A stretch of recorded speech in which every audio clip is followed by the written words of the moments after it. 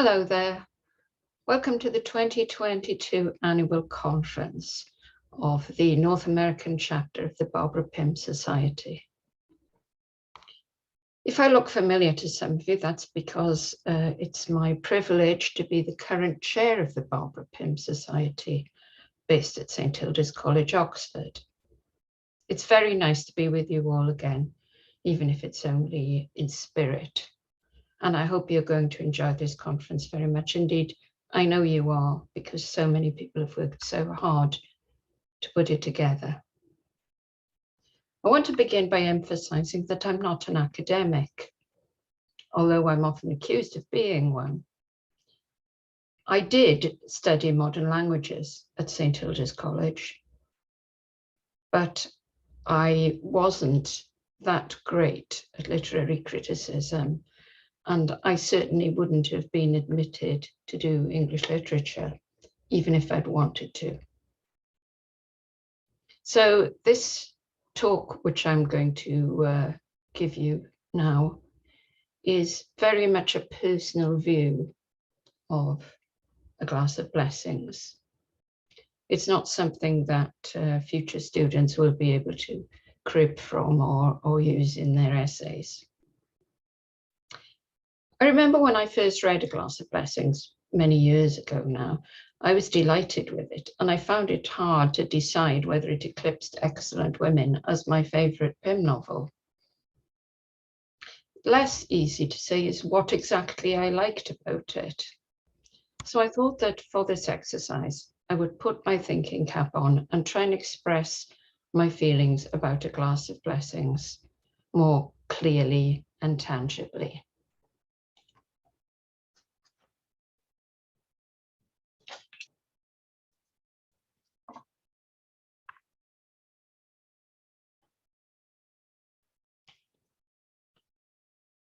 Reason number one, I relate to Wilmet.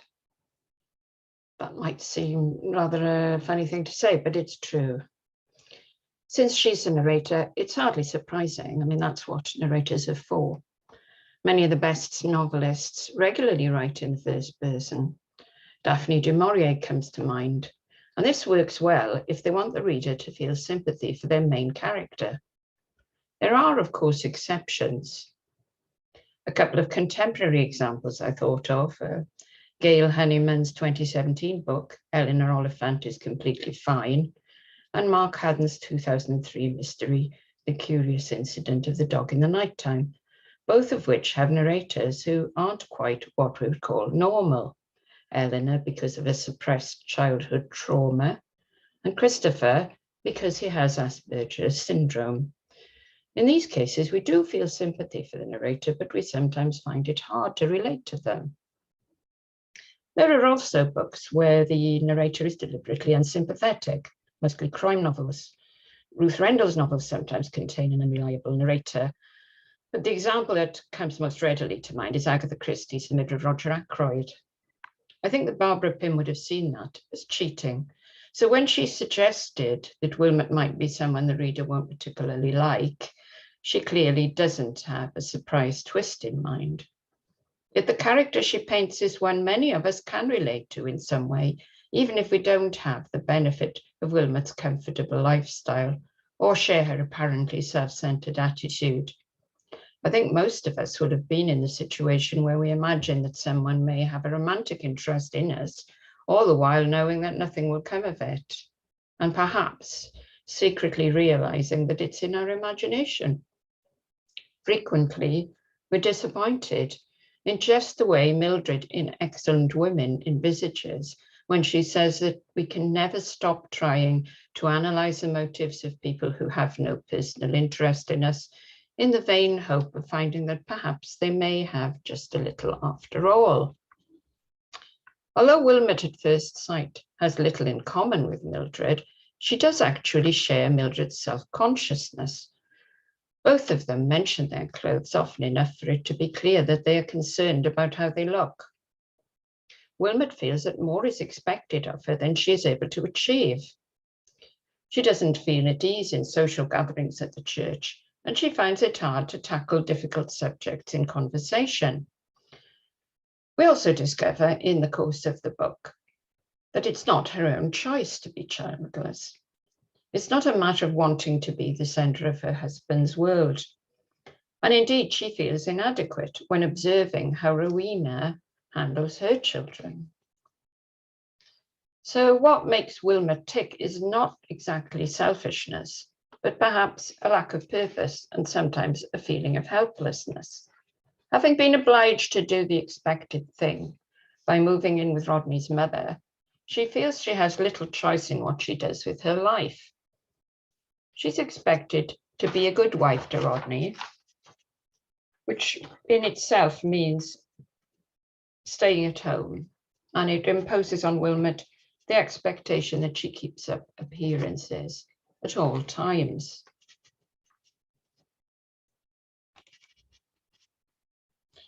So reason 2, the goings on at the clergy house. In the summer of 2020, Jutta Schiller and I went to London and visited a church in Paddington, which Barbara had attended for a while in the 1960s and 70s, shortly before her retirement. Barbara herself had commented on the clergy house at St. Mary Magdalene, Paddington, which you see in the picture. It was then very new, startlingly modern, as she put it. Mainly because a lot of the buildings in that area had been damaged by wartime bombing, and the whole area had been cleared and rebuilt. It's certainly smaller than the clergy house in Glass of Blessings. The Paddington Vicarage never had as many occupants, and I doubt that any clergy who lived there were ever much bothered whether they had fish on a Friday or not.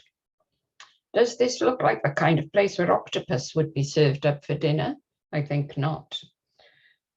It's probable that the original occupant, chain-smoking Father Stevenson, had someone in to prepare meals for him, microwaves not yet having been invented, and perhaps they did a bit of dusting occasionally, but I doubt it went far beyond that.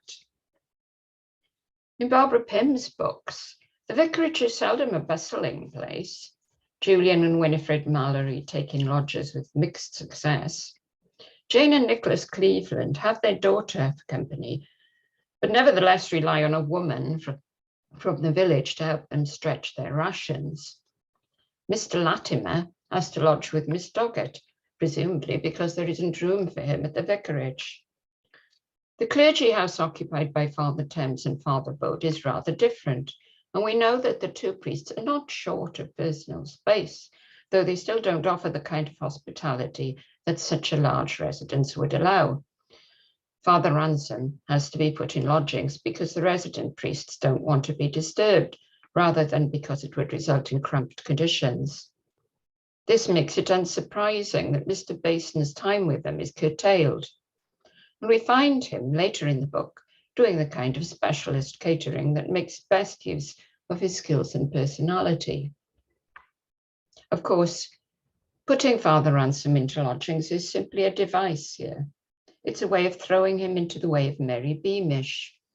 It's not likely he would ever have developed a relationship with Mary had they not been living in the same household. It's really Jessie Morrow and Mr. Latimer all over again. Perhaps it's not so much the people in it that make the clergy house an interesting place. It's the glimpse into their private lives that keeps us reading. Father Thames has a study full of antiques and is almost flattered when Wilf Bason keeps borrowing the Fabergé egg, because it shows that he appreciates and covets the priest's possessions. Father Thames is intensely selfish. He can't drink the Indian tea that is good enough for his parishioners, and his self-imposed celibacy is a good excuse not to take a wife who might have expected him to actually do something around the house. Mr. Bason's presence gives Wilmet an insight into the private life of the priests, and she observes rather than judging. Mothers-in-law don't appear frequently in Pym's books, partly because so many of her characters are single. Perhaps her own single state made it hard for Barbara to create such a relationship, but she has a jolly good try with Sybil. Now, I was quite surprised recently when one of my Pym friends mentioned that Sybil was one of the high points of the book for them. Well, I know nothing of Hilary Pym's mother-in-law, and it's possible Barbara never met her, but Barbara would have had friends who were married and might have been able to fill her in on the little foibles that we associate with traditional character of the mother-in-law. Sybil could easily have been made into a really nasty character, but there are few really villainous characters in Pym, only irritating ones, such as Mervyn Cantrell and Agatha Hockleave, or pathetic ones like Marcia Ivory. On thinking about it in more depth, I wondered what made Barbara even try to portray a mother-in-law. I'll come to that in a few moments. Sybil isn't tiresome. Wilmet specifically says so. So why do I get the impression that Wilmet doesn't really enjoy sharing a house with her? The word tiresome reminded me of a friend of mine who forwarded me an email from a tiresome mutual acquaintance. Without realizing, she'd also copied it to the person she was talking about.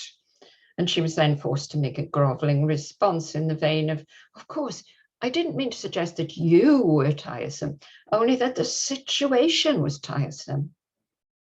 One thing we do know is that Sybil has a loud voice that makes strangers turn to stare at her in shops. We also know that she is extremely capable in a way that Wilmet doesn't consider herself to be. Sybil's habit of calling her adult son Rodney by his childhood nickname of Noddy may seem a little strange, but we should remember that the now familiar Enid Blyton character wasn't created until 1949 and might not even have been known to Barbara when she began work on this book. Alternatively, it could be a subtle way of showing up the fact that Sybil is somewhat behind the times. Whether or not it's intended to be comical, it does indicate that Sybil still sees her son as a child, as most of us mothers do, and has a correspondingly protective attitude towards him. This is why Wilmet won't be open with Sybil about her dalliance with Piers. I wonder if Sybil suspects, and if so, whether she would really mind. Because after all, such an attraction would be quite understandable and could be expected to end harmlessly. Perhaps Sybil is more perceptive than Wilmet and recognizes certain traits in Piers that Wilmet has missed.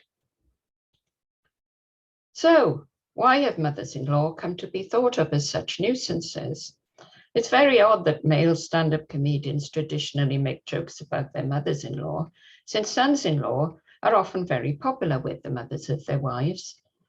These mothers are so pleased to see their daughters being removed from the shelf that the husband generally has to do something very bad indeed before his mother-in-law falls out of love with him. Men's mothers, as Barbara recognizes, have a different outlook. It has a lot to do with the fact that in Barbara's lifetime, few women had careers, and middle-class women who had children seldom went out to work. Economic conditions and shortage of housing made it common for an extended family to share accommodation, and this often ended up with a widowed mother setting aside part of her house for a married son and daughter-in-law. One of my grandmothers did exactly this. Just as a matter of interest, my other grandmother shared a house with 3 of her 4 brothers and a sister-in-law who did all the housework, as well as her own husband and children. Mothers like these may have ended up with more time on their hands, and those whose sons and daughters no longer needed daily care often felt an obligation to ensure that the new partner met certain standards of conduct. When they offer unwanted advice or criticism, they would probably think of it as guidance. There are far fewer such women around today. I would never think of trying to give my son-in-law any advice on cooking, since he does it all, just as my husband has always done.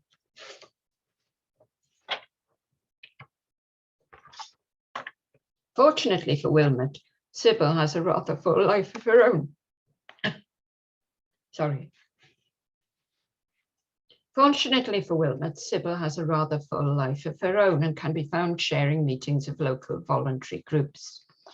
She doesn't need to be looked after, and she has Professor Root to keep her company and accompany her on social occasions.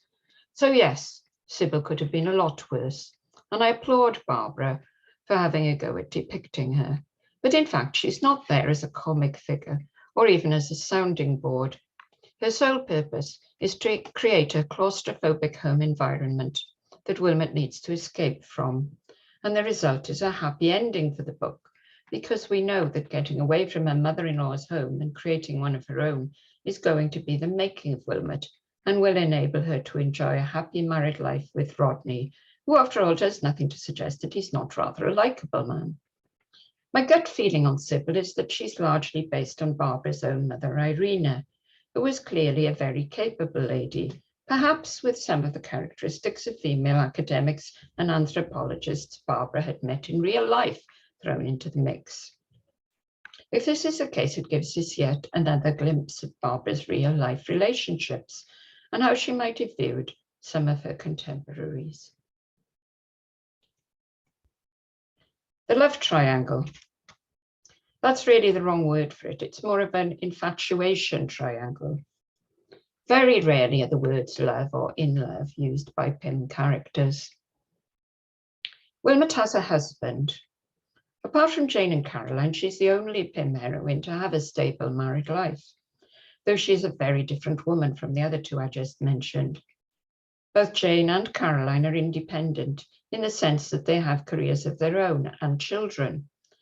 But Wilmet has no career and no children to occupy her mind, and she seeks more excitement from Rodney than he's able to offer. As is so common with women who've been married more than a few years, she would love to recapture the fun she had in the Wrens, travelling the world as a single girl with many suitors.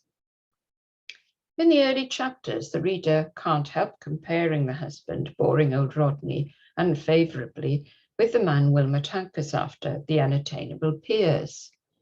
Piers isn't anything special, frankly, but Wilmet is attracted by the hidden depths that she assumes he has. In truth, he doesn't. It comes as a shock to her when she realises that the most she can ever be to Piers is a friend, and perhaps even more of a shock when she discovers that Rodney is also capable of being attracted to someone else, and that in fact he has another admirer in the form of Prudence Bates. What is it that Wilmet finds attractive about Piers, apart from his looks? I think it's his apparent vulnerability, the quality that brings out Wilmet's unfulfilled maternal instinct. She looks at his style of dress, his habits, and his work environment with a critical eye and finds them wanting in care. Thus she comes to believe that he needs her and misinterprets his invitations as a kind of cry for help, as well as an expression of romantic desire. By the time she's allowed to see his comfortable living arrangements, she's already been through the highs and lows of her brief passion and is no longer very interested in the possibility of an affair. As for Harry, who's the other member of the triangle, we've all met his type. I have always visualized him something like the man on the right in the picture, who, for the benefit of younger viewers, is the British actor Leslie Phillips. Harry is the typical man who is tied down, as he sees it, with a wife and children, but wants to expand his horizons and convince himself that he's still attractive to the opposite sex. Wilmet sees him as something of a figure of fun, old Harry Grinners, who is flirtatious in a heavy Edwardian style. She would never consider him as a possible partner. But in Harry, Barbara Pym paints a convincing picture of a man who not only has inflated ideas of his own attractiveness, but actually tells his wife about the present he's given another woman in order to see whether he can make her jealous at the same time he's attempting another conquest. One piece of very good advice my mother once gave me was, never marry a man thinking you can change him. You won't. My final reason for loving this book is the Pym universe. Barbara Pym made her world seem real to us by dropping in references to characters from other novels, so that we can imagine their lives carrying on off stage, as it were, in parallel with those of the characters in the book we're actually reading. This obviously only works if you've read more than one of her novels. And when you're reading A Glass of Blessings for the first time, you may not already have read No Fond Return of Love, as I hadn't. And if you have, the appearance of Wilmet and Keith in that book may have been lost on you at the time. If you have read both and are rereading A Glass of Blessings, you may be pleased to discover that Wilmet kept her promise to Keith of allowing him to come shopping with her, even though it was made somewhat reluctantly. Perhaps we also wonder whether Keith simply pestered her so much that she just gave in. We could perhaps anticipate that Wilf Basin will make an appearance in later books, judging by the way he keeps turning up in A Glass of Blessings, first as a difficult co-worker of Rodney's, then as a housekeeper at the clergy house, and eventually working in a Devon antique shop. He's one of those characters we can't quite love, but who enlivens the plot enough to make us pleased to see him again. We can never be quite sure what will happen when light-fingered Wilf is around. We've already heard about Rocky Napier from the point of view of a third party, a former Wren, in Excellent Women itself. Wilmet and her friend Rowena, also ex-Wrens, both of whom have picked up well-to-do husbands as a result, talk about Rocky jokingly as someone they perhaps both had their eye on. Romantically desirable as Rocky might at first appear, they knew he would not make the right kind of husband, just as the sensible Mildred realizes. Julian Mallory and his sister also appear in A Glass of Blessings, reminding us of their role in Excellent Women, but seen here through the eyes of characters who've never met them before and are unlikely to meet them again. Julian, in this context, appears quite a normal and rather sensible man, capable of giving very good sermons, just as he probably appears to those members of his usual congregation who don't know him as well as Mildred does. Naturally, he moves in the same circles and knows the same clergy as Wilmet does. And it will be no great surprise to the hardened Pym reader when Father Thames too is mentioned in several of the later novels. Thus, A Glass of Blessings is firmly embedded in the Pym universe. I use the word universe in the most general sense, because Pym's universe is not huge. It may extend as far as Naples, but seldom beyond that. Anything outside Europe is very, very rarely mentioned and appears as something very exotic and somewhere that most of us couldn't aspire to go. Barbara didn't try to write about things unless she had first-hand experience of them. That is possibly one of the things we like best about her.